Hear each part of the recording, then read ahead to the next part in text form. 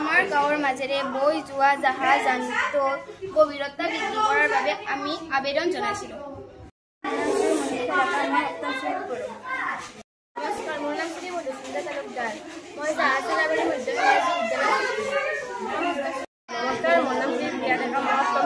মোৰ স্কুলখনৰ নাম হ'ল জাহাজ চলাবাৰী মধ্য ইংৰাজী বিদ্যালয়। মই ৬ষ্ঠ শ্ৰেণীত পঢ়োঁ। আমাৰ বিদ্যালয়খনৰ নাম জাহাজ চলাবাৰী মধ্য ইংৰাজী বিদ্যালয়। মই ৬ষ্ঠ শ্ৰেণীত পঢ়োঁ। আমাৰ বিদ্যালয়খনৰ নাম জাহাজ চলাবাৰী মধ্য ইংৰাজী বিদ্যালয়। হ'ল আমাৰ গাঁৱৰ বানপানী হ'লে ঘৰ দুৱাৰ অনিষ্ট কৰাৰ উপৰি খেতি বাতিও নষ্ট হয়। সেইবিলাকৰ বহুতো অসুবিধা হয় আৰু বেমাৰ আজাৰ বানপানী হ'লে আমাৰ মানুহবিলাকৰ ঘৰ দুৱাৰ নষ্ট হয়, বিভিন্ন ঠাইত শিবিৰ পাতি বাস কৰিব লগা হয়, মানুহৰ বিভিন্ন ধৰণৰ বেমাৰ হয়, গধূলি আদি অনিষ্ট হয়, স্কুলত যোৱা ৰাস্তা ঘাট।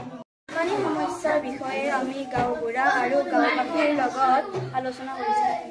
গাঁও প্ৰধান আৰু গাঁওবাসীয়ে আমাক এখন সভা পাতিবলৈ পৰামৰ্শ দিলে। আমি এনেকৈ মুঠ 3খন সভা পাতিলোঁ। আমি এই কথাটোৰ কাৰণে কি কৰিব লাগিব পৰামৰ্শ ল'ব।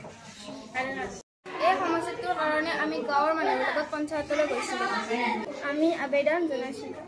আবেদন মৰ্মে ফকলেন লৈ আহিম।